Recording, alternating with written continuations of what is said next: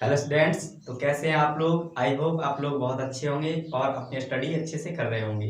तो चलिए आज हम आप लोगों को इस क्लास में सिखाने वाले हैं रैखिक समीकरण। ठीक है, लीनियर इक्वेशन सीखेंगे आज हम इस क्लास में और आप लोगों को बताएंगे कि इसमें कैसे कैसे प्रश्न आप लोगों से पूछे जाते हैं। उन सारे प्रश्नों के बारे में आज हम डिस्कस करेंगे और उन्हें सीखेंगे। ठीक है, और साथ ही आपको बताएंगे कि रैखिक समीकरण और रैखिक बहुपद में क्या डिफरेंस होता है। ठीक है, तो सबसे पहले आपको यहाँ पे मैं एक एग्जांपल लेता हूँ और आपको बताता हूँ कि रैखिक समीकरण किस प्रकार के होते हैं। ठीक है, जैसे मैंने यहाँ पे लिखा 2x+4 बराबर 8। ठीक है, तो जब भी आपको सवाल में यहाँ पे बराबर का चिन्ह मिले, ठीक है, कहीं पर भी यहाँ या यहाँ कहीं पर भी आपको बराबर मिल जाए तो वो सारे आपके क्या होते हैं, समीकरण। और रैखिक समीकरण किसे कहते हैं? तो एक घात वाले समीकरण को रैखिक समीकरण कहा जाता है। ठीक है, कितनी घात वाले को? एक घात वाले। अधिकतम एक ही घात होनी चाहिए। एक से अगर आपकी ज्यादा घात है, अधिक घात है, ठीक है, तो फिर वो आपका समीकरण चेंज हो जाता है। ठीक है, तो यहाँ पे हमने आपको बताया था कि x पे एक की घात हमेशा होती है। ठीक है, तो ये एक घात वाला समीकरण कहलाया ना। तो एक घात वाले समीकरण को रैखिक समीकरण कहा जाता है। ये आपका रैखिक समीकरण है। और आपको रैखिक बहुपद भी बता देते हैं, जैसे यहाँ पे लिखा हमने 2x+4। ठीक है, जब आपको सवाल में बराबर ना मिले, ठीक है, बराबर कहीं पर भी ना लगा हो, ठीक है, तो इस प्रकार के सवाल को हम रैखिक बहुपद कहते हैं।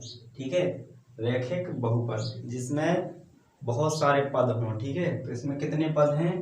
एक पद, दो पद। कितने पद हैं? दो पद। इसी को अगर हम और बढ़ा देते, जैसे यहाँ पे लिखते इस प्रकार से,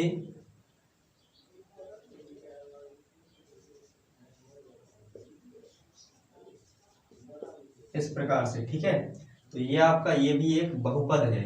क्यों? क्योंकि इस पे कहीं पर भी आपको बराबर देखने को नहीं मिला। बराबर होता तो ये एक प्रकार का समीकरण बन जाता, लेकिन यहाँ पे बराबर नहीं है तो ये आपका क्या कहलाएगा? बहुपद। ठीक है, पॉलीगन।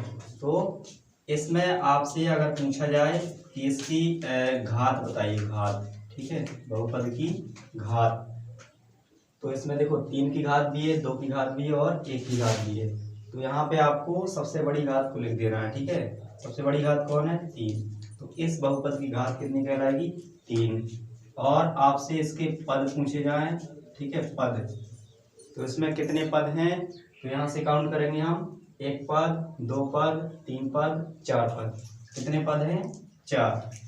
इस तरह से आप बहुपद के घात और पद भी आसानी से निकाल सकते हैं। तो चलिए अब हम रैखिक समीकरण सीखेंगे, क्योंकि आज का टॉपिक हमारा रैखिक समीकरण पर है, ना कि बहुपद पर। वो तो हमने बहुपद थोड़ा सा आपको बता दिया, ताकि आप लोग कंफ्यूज ना हो कि बहुपद और समीकरण में क्या क्या डिफरेंस होते हैं, वो आपको हमने बता दिए। तो चलिए अब हम इनको सॉल्व करना सीखते हैं। ठीक है, तो इसको कैसे सॉल्व करेंगे? इस प्रकार के सवालों में हमें एक बात हमेशा ध्यान रखना है कि जो बराबर होगा, बराबर के एक साइड x वाले पद रखेंगे और दूसरी तरफ बगैर x वाले। ठीक है, देन उसके बाद उसको हल करेंगे। तो यहाँ पे हम x वाला पद एक ही है, ठीक है, तो इस वाले को हम यहीं रहने देते हैं। ठीक है, लेफ्ट साइड में। और ये बराबर, बराबर के बाद कितना है? 8। ठीक है, और इस 4 को हम उस तरफ लेके जाएंगे। ठीक है, जब भी हम इस बराबर की इस तरफ से इस तरफ जाएं या इस तरफ से इस तरफ आए तो आपका चिन्ह बदल जाएगा। ठीक है, चिन्ह में परिवर्तन हो जाएगा, प्लस का माइनस हो जाएगा और माइनस का प्लस। ठीक है, तो चलिए आप यहाँ पे देख पा रहे हैं प्लस का 4 है, उस तरफ जाएगा तो माइनस का 4 बन जाएगा। ठीक है, इस तरीके से। और यहाँ पे आपको या लिखना पड़ेगा, क्या? या। ठीक है, अब हम इसको और आगे सॉल्व करते हैं।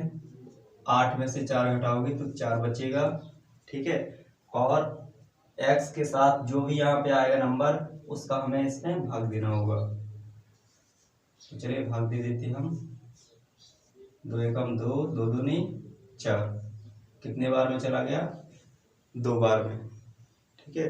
यहाँ आपको दिख नहीं रहा हो तो इस साइड लिख देता हूँ मैं। x बराबर कितना आ गया? 2, ठीक है। x की वैल्यू कितनी आ गई? 2।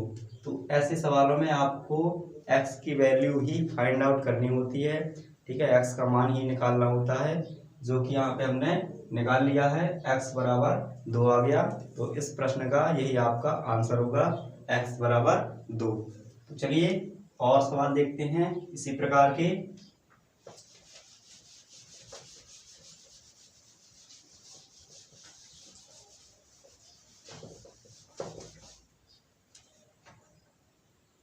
जैसे हमने दूसरा प्रश्न लिया आपके सामने,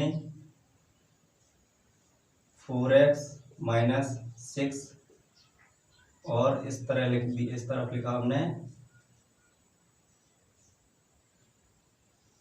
12, ठीक है।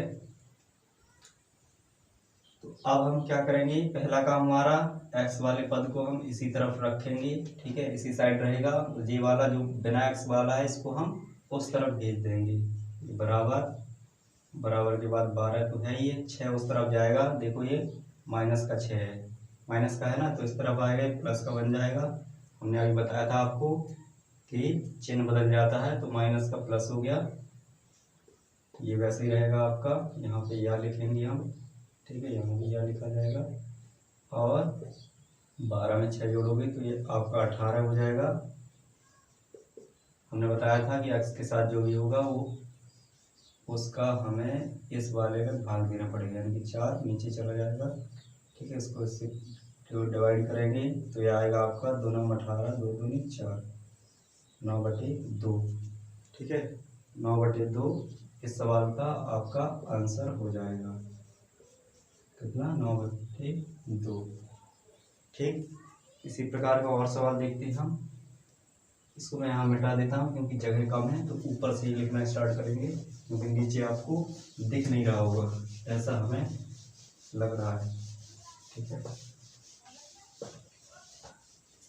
चलिए अब आपको और ऊपर से यहाँ से लिखते हैं हम ताकि आपको दिखे अच्छे से, ठीक है। जैसे हमने एक और सवाल लिया यहाँ पे और लिखा 3x माइनस 3, और यहाँ लिखा हमने 2x प्लस 4, ठीक है। अब आप यहाँ ध्यान से देखिएगा, ये भी x वाला है और ये भी x वाला है, तो इनको हमें एक तरफ लेके आना है, ठीक है। तो ये वाला तो आपका इसी तरफ है, ये नहीं रहेगा। इस वाले को और इस तरफ बुला लेते हैं, ठीक है। इस तरफ आएगा तो इस पर इसका जो यहाँ पे चिन्ह प्लस होता है हमेशा, तो प्लस का माइनस हो जाएगा, ठीक है। 4 वहीं रहेगा, 3 उस तरफ जाएगा तो प्लस का हो जाएगा, माइनस का था। 3 में से 2 घटा दोगे तो 1x बचेगा, ठीक है। तो यहाँ पे 1 लिखा नहीं जाता है क्योंकि 1x तो वो दिख ही रहा है, बच्चा बता देगा। 4 और 3 जोड़ दोगे 7, ठीक है। इस प्रकार से ये इस प्रश्न का आंसर हो जाएगा आपका। चलिए एक और सवाल देखते हैं। ये सारे आपके रैखिक समीकरण हैं, ठीक है, लीनियर इक्वेशन। जैसे हमने यहाँ पे सवाल लिया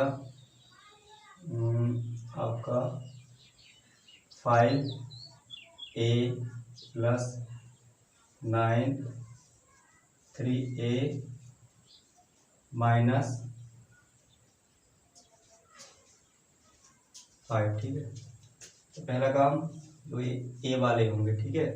यहाँ पे जरूरी नहीं कि आपको बार बार एक्स ही मिलेगा, कभी कभार ए बी सी डी यानी कि A to Z में से कोई भी आपको मिल सकता है, ठीक है। तो यहाँ पे हम ए वाले जो नंबर है उन्हें हम पास में लिख लेंगे पहले। तो ये इधर आ जाएगा, माइनस का हो जाएगा, ये माइनस का 5 वैसे ही रहेगा, ठीक है। इसका चिन्ह नहीं बदलेंगे हम क्योंकि ये बराबर के उस तरफ अभी भी है और पहले भी था, ठीक है। 9 उस तरफ जाएगा तो माइनस का हो जाएगा। 5 में से 3 ए घटा देंगे तो ये बचेगा 2a, 9 5 जोड़ देंगे। क्यों जोड़ेंगे? आप सोच रहे हैं यहाँ पे माइनस है, फिर भी आप जोड़ रहे हो तो आपको हम बता दें कि जब भी एक ही प्रकार के एक जैसे बिल्कुल चिन्ह होते हैं तो उन्हें हम हमेशा जोड़ते हैं, ठीक है। चाहे वो प्लस प्लस के दोनों चिन्ह हो या माइनस माइनस के दोनों चिन्ह हो, उन्हें हमेशा जोड़ते हैं। 9 5 14 है, लेकिन यहाँ पे चिन्ह माइनस का ही आएगा, ठीक है, ये भी ध्यान रखना। तो ये आपका कितना आ जाएगा, माइनस के 14 बटे ये नीचे चला जाएगा भाग में 2 सच्चे 14, तो ये बराबर आएगा आपका माइनस के 7, ठीक है। इस प्रकार से ये आपकी एक ही वैल्यू है, ठीक है। अब हम एक और सवाल लेंगे जो इन सवालों से थोड़ा सा हटके होगा। यहाँ पे लिखा हमने जैसे x + 2, ठीक है, अपॉन 3। यहाँ लिखा हमने x + 5 अपॉन 6, ठीक है। जब इस प्रकार का आपका सवाल हो, बटे में लिखा हो, तो हमें करना क्या है, इसमें कैंची गुणा करना, ठीक है, कैंची गुणा, ठीक है।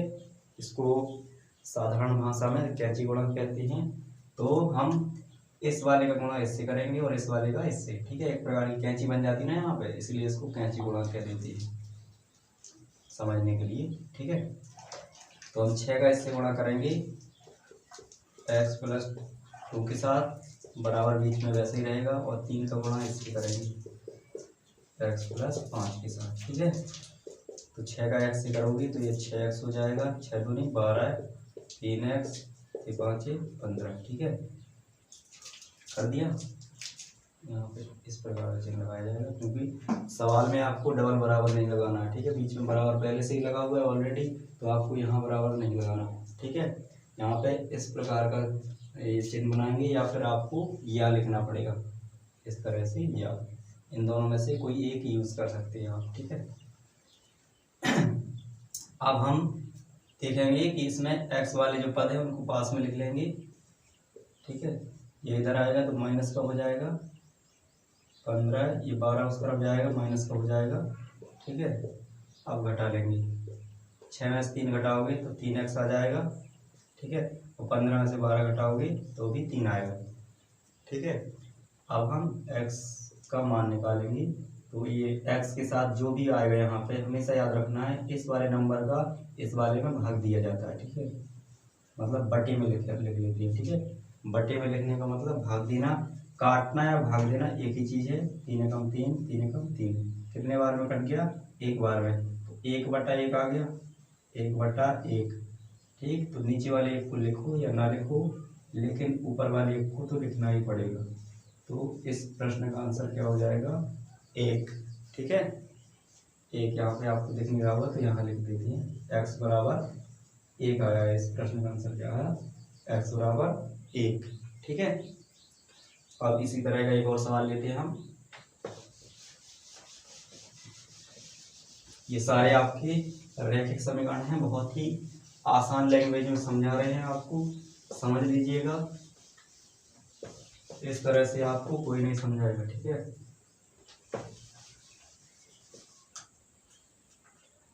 जब सवाल आपका ऐसा हो जैसे ऊपर लिखा हमने 5/x + 2, और यहाँ पे लिखा हमने 6/x + 3, ठीक है, इस तरह से सवाल हो तब भी हमें वही काम करना है, ठीक है। क्योंकि बटे में है तो बटे में कोई भी सवाल होगा आपका तो आपको इसी प्रकार से करना है, ठीक है, यानी कि कैंची गुणा कराना है, इसका इससे और इसका इससे। अब आप सोच रहे होंगे पहले किसका कराएं, तो पहले किसी का भी करा दो, आंसर आपका सेम ही आएगा, नो टेंशन लेना, ठीक है आपको। तो इसका इससे कराएंगे हम पहले, तो चलो इसका करा देते हैं पहले, ठीक है, ज़्यादा आसान हो जाएगा। 6 से कराएंगे हम x + 2 में गुणा, बीच में बराबर ही रहेगा। 5 का कराएंगे x + 3 से, ठीक है, चलिए करा देते हैं। 6 का x से कराओगे 6x आ जाएगा, 6 दूनी 12 है। यहाँ पे आपको गुणा कराना नहीं आ रहा है तो आप लोग एक और वीडियो देख सकते हैं जो कि हमने पहले से ही अपलोड कर रखा है, ठीक है। उसमें आपको जोड़ना, घटाना और गुणा भाग करना, इस प्रकार के सारे आपको सवाल हमने उसमें समझाए, ठीक है, तो जाकर देख सकते हैं। 5 का इससे गुणा कराएंगे तो ये आपका 5x आ जाएगा, प्लस है तो प्लस, 5 की 15, ठीक, आप क्या करेंगे, एक्स वाले जो भी होंगे उन्हें हम एक साइड रखेंगे, ठीक है, और बिना एक्स वाले एक साइड, देन उनको जोड़ घटा लेंगे। 5x इस तरफ आएगा, माइनस का हो जाएगा, 15 वहीं पर है, इस 12 को उस तरफ ले जाते हैं तो माइनस का हो जाएगा। 6 में से 5 घटाओगे 1x बचेगा, और 15 में से 12 घटाओगे 3। इस तरह से 3 आपका इस प्रश्न का आंसर हो जाएगा। ठीक है, यहाँ पे आपको बराबर नहीं लगाना, बीच में बराबर ऑलरेडी लगा हुआ है तो डबल बराबर नहीं लगा सकते, इसीलिए यहाँ पे या लिखा है हमने। ठीक है, चलिए एक और प्रश्न देख लेते हैं। जैसे यहाँ पे हमने लिखा x + 3/x-2, और यहाँ पे लिखा है आपका 1/2। इस तरह से सवाल हो तो आपको इसी प्रकार से करना है। ठीक है, तो इसका इससे गुणा कराएंगे हम, तो 2 का डायरेक्ट भी आप करा सकते हैं। ठीक है, यहाँ पे हम एक लाइन लिख देते हैं ताकि आप लोगों को दिख जाए कि कैसे हमने गुणा किया है, नहीं तो आप डायरेक्ट भी कर सकते हैं। 2 का x से करोगे तो ये आपका 2x आएगा, 2 का 3 से 2 3 6 आ जाएगा। ठीक है, 1 का कराओगे तो वही आएगा, 1 का किसी में भी गुणा कराओगे तो वही आता है हमेशा। ठीक है, अब हम x वाले को इस तरफ लेके आएंगे, बिना x वाले को उस तरफ लेके जाएंगे। ठीक है, तो हमने चिन्ह बदल दिया, 2 में से 1 घटाओगे तो 1 बचेगा यहाँ पर। अब आप ध्यान से देखें, दोनों माइनस हैं, तो हमने आपको बताया था जब भी दोनों प्लस हों तब भी आपको जोड़ना है। ठीक है, जब दोनों माइनस हों तब भी आपको जोड़ना है। ठीक, इस बात का विशेष ध्यान दें, जब दोनों आपके अलग अलग चिन्ह होते हैं तो घटाया जाता है। तो 6 2 8 जोड़ दें। ठीक है, कितने आ जाएंगे 8, माइनस के जोड़े इसीलिए यहाँ पे माइनस का चिन्ह लगाया हमने। इस तरह से इस प्रश्न का आंसर हो गया x = -8। ठीक, चलिए एक और प्रश्न देख लेते हैं। जैसे हमने यहाँ पे लिखा x + 4/2 = 1/2, इस तरह से। ठीक है, तब भी आपको वैसे ही करना है, 2 का x से गुणा कराओगे तो 2x, 2 चौके 8, 2 का 1 से कराओगे 2। ठीक है, x वाला एक ही है, वैसे ही रहेगा यहीं पे, 8 उस तरफ जाएगा। ठीक है, माइनस हो जाएगा, 8 में से 2 घट जाएगा। ठीक है, यहाँ पे 2 है तो 8 में से 2 घटाओगे माइनस का 6 आएगा।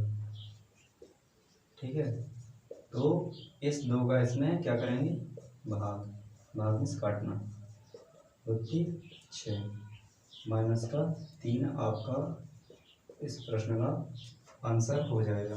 ठीक है, इस तरह से आप लोगों ने रैखिक समीकरण सीख लिए होंगे, और आप लोग अब इस प्रकार के सवालों में कोई समस्या नहीं होगी। यदि आप लोगों को सारे सवाल अच्छे से आसानी से समझ में आ गए हों और हमारी ये क्लास आपको पसंद आई हो तो प्लीज़ हमारे चैनल को सब्सक्राइब कर लें एंड बेल आइकन को भी प्रेस कर दें।